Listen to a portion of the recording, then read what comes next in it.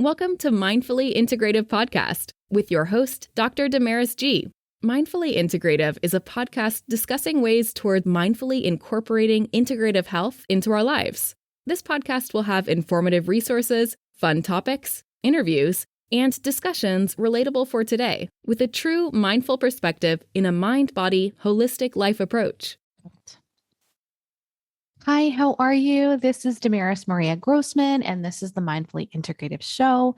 And today we have an amazing mindful chat and story by Adora Winquist. She has a book out. She's an amazing healer. And as you can tell, she's done plenty for the integrative health space, as I call it, but as we would call it, whole health and trying to heal others from the inside. So thank you so much, Adora, for coming on the show, and let us and tell those watching and listening who you are and a little bit about yourself. Well, thank you so much, Damaris. It's such a pleasure and honor to be here. I love that you're bringing this integrative modality of medicine to the world in a larger capacity. It's so needed right now. Okay, let's start with a little bit about I'm going to start with current day and then bring it back.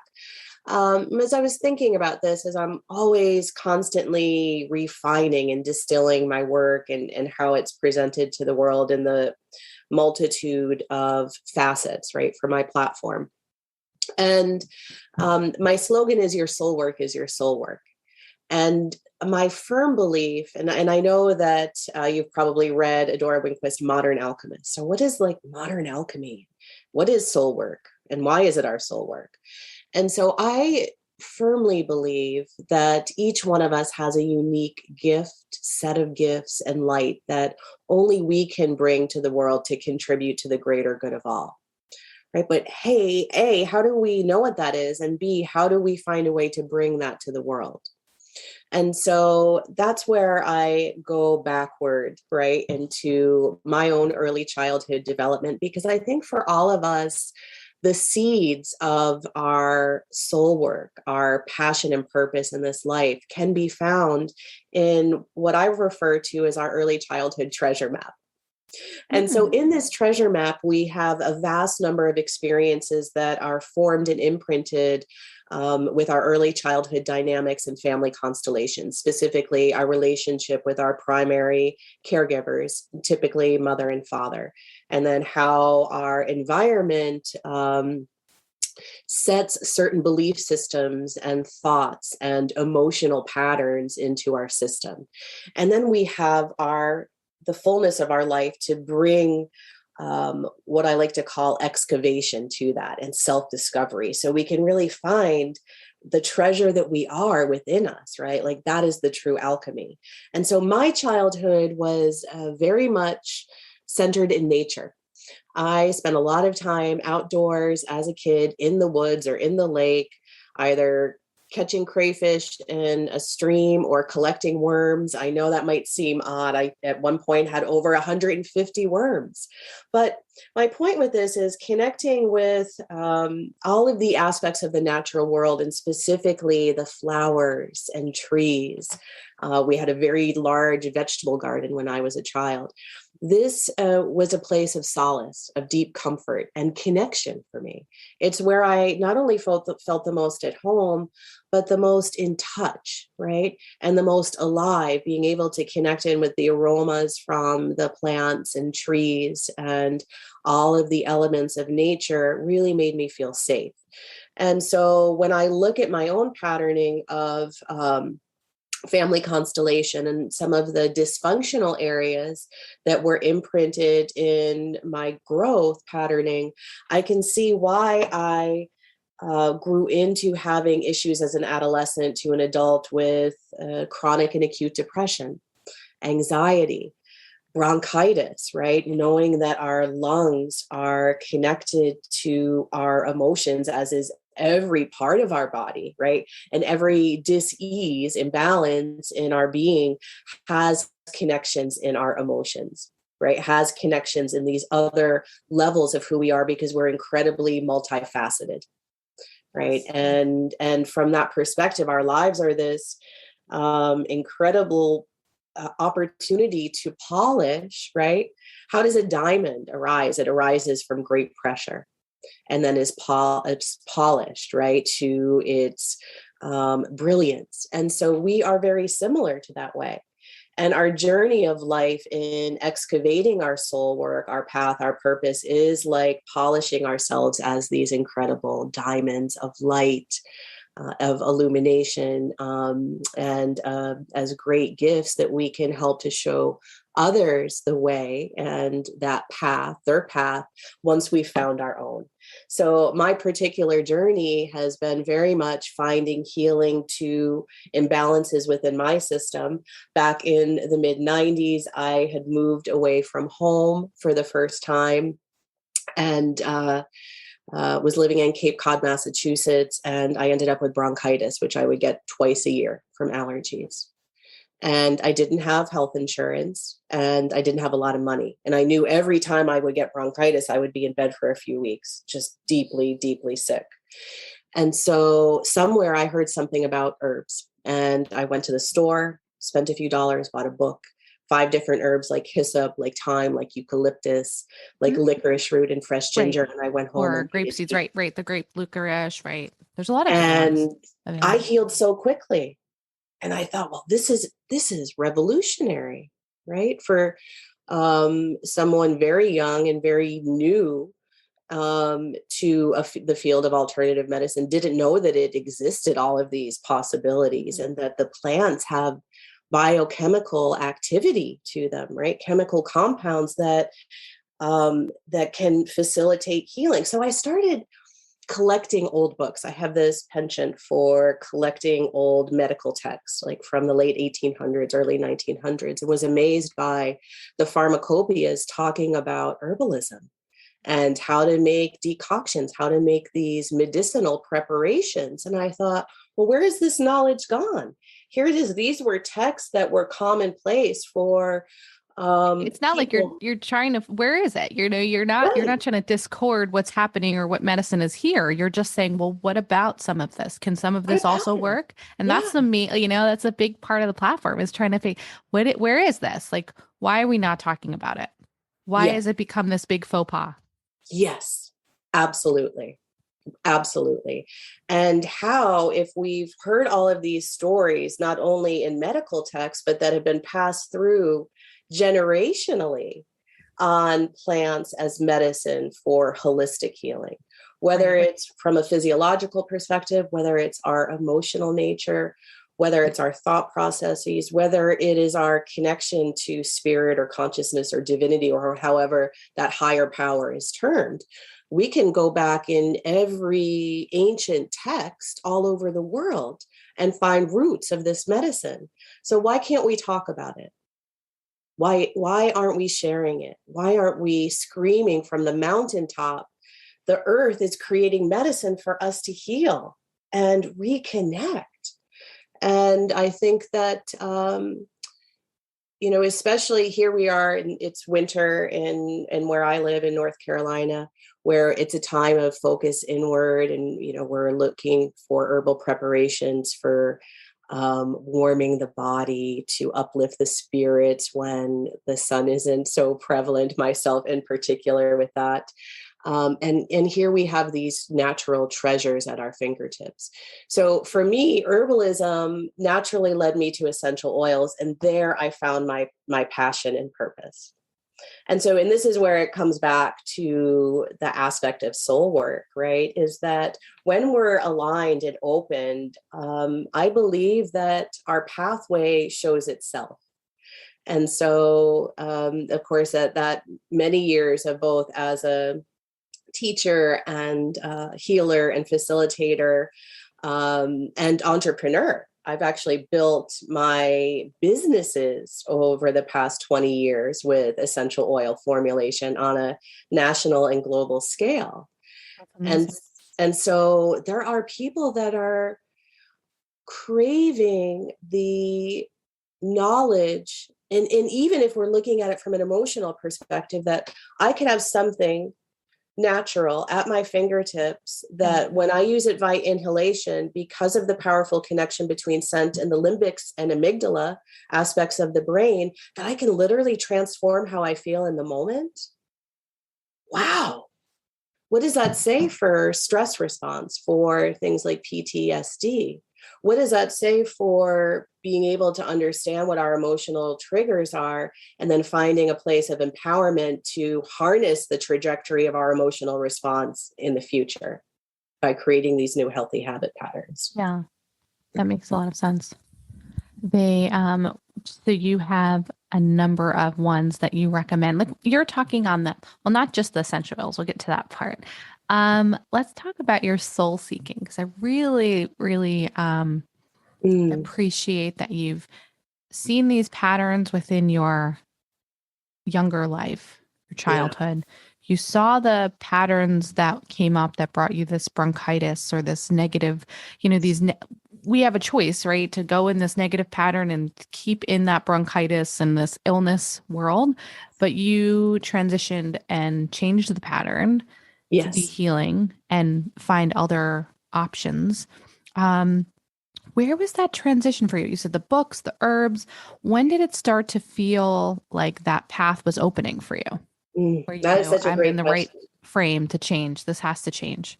Yeah. Well, I love the emphasis that you put on the patterns, because patterns are everywhere in the world, right? Whether it's the stock market or in the natural world, in our plants and the nautilus shell. But how we look at them within ourselves to say, okay, I understand that I don't want to be a victim in my life anymore. I don't want to keep getting sick, so deeply sick, whether it's bronchitis or depression or anxiety or what it could be. How can I have a sense of personal empowerment and accountability and self-responsibility for my own health and well-being? Right. And so how can I really take a deep dive of authentic observation of the patterns that are inside me that are continuing to create my experiences, even when I don't want to see those experiences in my life? Right. And so looking into the places of subconscious patterning from where we've come from gives us such an opportunity to bring the light of healing and all of these interventions, whether it's herbs, whether it's meditation, whether it's essential oils, whether it's nutrition, because it's really all of them. Right. Of course. Yeah. There's a lot of different things that encompass it. Exactly. And so for me, I was amazed through my response with bronchitis, making the herbal tea. And so I started making teas. I started making blends. I started working with essential oils. But it wasn't until I was diagnosed with endometriosis at, I think, 19 or 20. And I was in such a debilitated state, physically and emotionally, completely disempowered from the pain, from my doctor continuing to write scripts for opioids. And I said, well, how do I function with this? Right. And being told, well, I think this is all in your head. I don't think there's anything really wrong with you. Because it wasn't until about 6 months into it where they did surgery and I got a diagnosis, because you can't tell until you go into the body, right, to determine that the endometriosis is there. And so it wasn't until that point, and then my physician saying at 21, I think you should get a hysterectomy.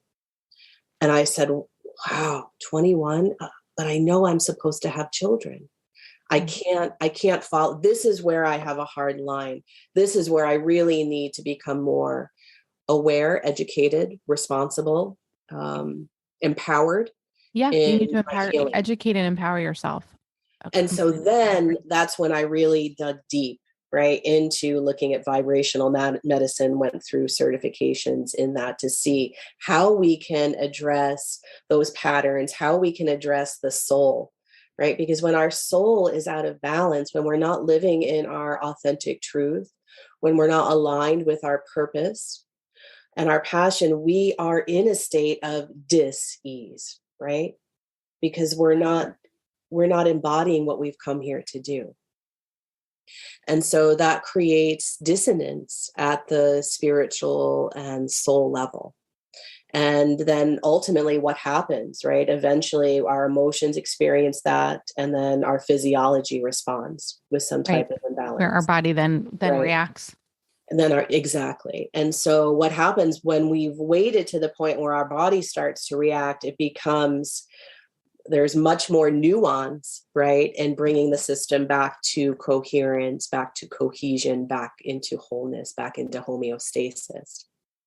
So that's one of the reasons that, I mentioned my book, which is Yes, I'd love for you to talk more about that. Yeah. And your story of kind of where that kind of developed, because you wrote a book on this, and tell us the title and tell us a little bit more on just of that for us. So the title is A Detox, Nourish, Activate, which is an interesting play on, of course, these three steps that we've created as a system. Detox, Nourish, Activate is the first part because it's about healing at the DNA level. And then Plant and Vibrational Medicine for Energy, Mood, and Love. And it's co-authored with naturopathic physician and my colleague and ally with the plants, Dr. Lulu Shimmick. And basically in this, we take those three aspects, energy, mood, and love, and connect them into three primary systems of the body. So energy for the adrenal system, mood, brain and nervous system, and of course, the heart for love. And the Detox, Nourish, Activate is because this book is focused about healing trauma at the DNA level, at the level of our lineage. And how we go through this 3-phase process to detox, whether it's our letting go of our thought processes that no longer serve us, our emotional patterns, right? Our belief systems of limitation or constriction. And of course, our physical habit patterns of nutrition, of exercise, of well-being in that regard. And then for each system, we then go into nourish each aspect, right? Really healthy self-care, presencing each part of this body, each system of this body, and how it connects into specific belief systems, emotional configurations, and all types of energetic constructs in that regard. And then activate, right? Activating our vital life force, harnessing that so we can live that life that somewhere inside of us, we know we are capable of living. Right? That version of ourselves that we have in our mind's eye, but we may not always know how to get there. I like that to activate. I mean, I feel like a lot of people may come aware, they may see, and then activate. It's like make the steps and taking it a step further. I don't think that always happens. Exactly. So in that regard, we go through 11 types of interventions. Mm-hmm. So everything from herbal medicine, essential oils, crystals, flower essences, nutrition, meditation, sacred geometry, all of these aspects of alchemy, if you will, so that you as the reader and the seeker can choose what works best for you. Because what works for me, right, to achieve that vibrant, healthy life may not be the same formula for you because we have different purposes at the soul level. Does that make sense? It does. It does. Wow. You do. So you're not only you have this book that you've written, which sounds very in depth, and individuals really need to kind of touch base. I'm going to have that in the show notes. But you said that you've incorporated kind of a course into this book, or that from the book. Well, yes. So my platform is versatile in the sense that I'm really committed to offering complementary content, as well as if you would like to purchase products or have services or all of these avenues, because we're all at different parts of our journey. So one thing in terms of the teaching aspect, every week I do a free meditation. It's every Thursday. I've been doing it for about 2 years. It's in conjunction with the Barbara Brennan School of Healing, which is my alma mater for vibrational medicine. And it's the leading educational facility in the world to teach a very grounded approach to vibrational medicine with a foundation in psychodynamics. And it's a 4-year program. And the school is in a few different areas of the world. But so with that becomes a wonderful opportunity to teach people how to meditate and what the benefits are, and how to use essential oils to expand and amplify the benefits exponentially. And then my newest endeavor is called the Soul Institute. And this is a platform that we're going to be launching, targeting in spring equinox. And it's a platform to offer all of these programs to people around the world. Now, there is an in-person aspect where we have a retreat facet of it. So I have the second annual retreat that I'm leading in southern France on the Divine Feminine this September. And then one here in Boone, North Carolina that I'm co-leading with two other wonderful, powerful women and healers in the alternative medicine field. And that is in October, also centering around the Divine Feminine.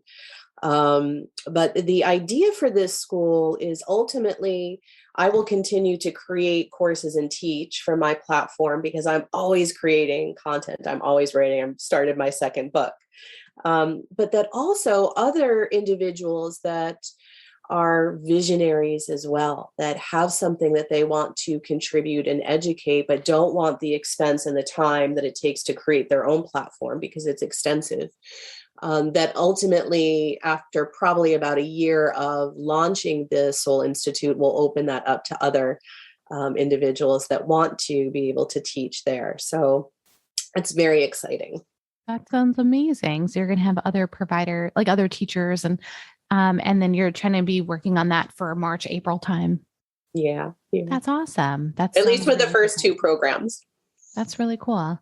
In reference to with your soul searching process and going into writing the book, what did you find the most difficult? Not really difficult, but which kind of opened up ease path for you? Was it because we're saying as our path opens up, did these both kind of come to you when you were, in your meditations? Well, I would say this, that for someone who's been working in this field for over 20 years, I have so many journals, right, of client notes, of formulas, of working with the plants. And so when I went into the process of writing the book, I, of course, went back to all of these areas of information. But the biggest edge for me was I had made a commitment to be incredibly vulnerable in the book. And share a lot about my journey and my early childhood dynamics as a way to say, okay, I'm sharing from my experience as a way to, one, I want you to know that you're not alone in the adversity that you've experienced, the pain, the suffering. You're not alone in that. Right. And 2, you can create a pathway to rise above and beyond it. And that's why I'm sharing very vulnerably about a lot of my past experiences. And it was very difficult at first to do that, to know, gosh, I'm going to say these things in a book that's being globally launched around the world, and I can't take them back after they're in print. Yeah. Yeah. So it's tough when you start to, speak the truth, but the truth, more and more than when I open up about the truth or the inner vulnerabilities, my path opens, or it seems to work, even though it's the most difficult part of you call it the diamond brightening and, polishing. I call it the lotus in the mud, I love that. Just sitting there in that dirt and the bad stuff. So you must have, through that hardship, you kind of opened up yourself, and you're going to help others heal. Well, thanks so much for saying that, Damaris, because I have such an affinity for the lotus flower. I fell in love with it firsthand in India and had such an incredibly expansive experience there with the flowers fresh and as they're being distilled. And talk about opening, right? And when we open and when we allow ourselves to become vulnerable, it can be a little scary at first. I remember on that trip, I laughed more and cried more than I ever had in my life up until that point. right? And I was in my early 20s. Right. And so, but that's what sets us free, our vulnerability. And we are designed to come together in openness and vulnerability to share the power of our story, because our story can inspire and uplift and illuminate another who's listening, right? That's true. And then we heal together. We're not meant to be alone in that regard and to stay strong. And I have to take care of this myself. No, that is part of the Maya, I believe, and illusionary nature of the kind of the rub of human experience. Right. And it's, I think that trying to stay strong, you think that's what you were supposed to do, or that's what you may have been guided initially, but there's such strength in the dark and in the inner part of us. So I think it's beautifully, I love that fact that you're saying the soulful you. So I just really appreciate you being on. I think there's plenty for more of those listening and watching to learn from you and be guided by. Do you have a nice or something that additional, I say mindful way that you'd like to share before we go for the day? I would say for any of your listeners, if something has resonated with you and you would like to talk more about your soul work and ways that you want to move along your own path of self-mastery, you can schedule a 15-minute free complimentary discovery session with me on the website. I always think it's important to offer something without, to offer it freely, right? And so, because we all appreciate moments of connection. And so for any of your listeners that have resonated, or viewers, that, please feel free to do so, because you're not alone. You're not alone, and you are blessed with the ability to cultivate and create the life of your dreams and the relationships that nourish you and the abundance that delights you and the vibrancy that enlivens you. That is what you deserve in life. Thank you so much for sharing that. That's so beautiful. Thank you, Adora, for being on. Your name is adoring, Adora. It's beautiful.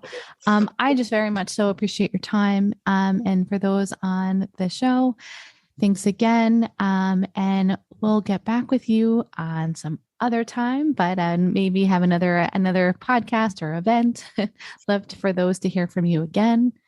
And thanks again for joining in on the Mindfully Integrative Show. Thank you so much, Damaris. And each one of you, make sure you find a mindful way each and every day. Have a wonderful day or evening, whatever it is for you. Thank you for listening to the Mindfully Integrative Show with Dr. Damaris Maria Grossman, family nurse practitioner. This podcast is for informational and educational purposes only and is not the substitute for professional medical advice, diagnose, or treat. Always consult your healthcare provider before making changes to your healthcare routine. Make sure to subscribe so you don't miss an episode. If you enjoyed our show, please support us by leaving a mindful review on Apple Podcasts or your favorite streaming platform. Interested in being a guest or more information? Email us at info@mindfullyintegrative.com. For resources mentioned in the show, visit our website at www.mindfullyintegrative.com. You can also connect mindfully with Dr. Damaris on her social media links found on the site. May your strength and peace guide you to find a mindful way every day. Namaste.